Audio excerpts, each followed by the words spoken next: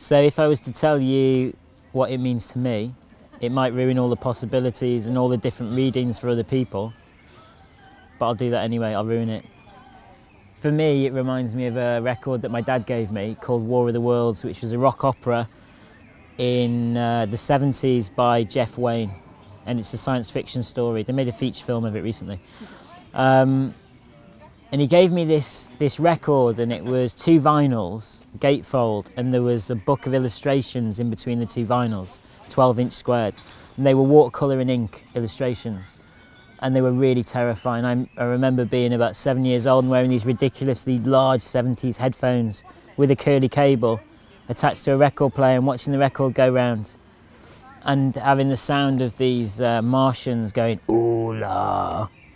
And looking at these pictures of these Martians, and the first picture and the cover of the album, I think, is a metallic object in nature. So there's this big contradiction between a common, nature and trees and a park, and this very, very Superman-made thing. And the Superman-made thing is alien. It's alien enough that you don't know what its function could possibly be.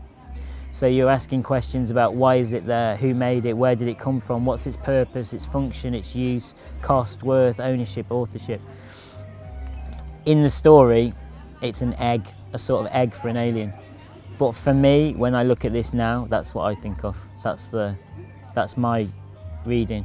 But it's very personal and idiosyncratic, and nobody else would have the same reading. And I think the point of all work, or at least all work that tries to achieve something, is that it's a starting point for stories, but the stories change depending on who you are.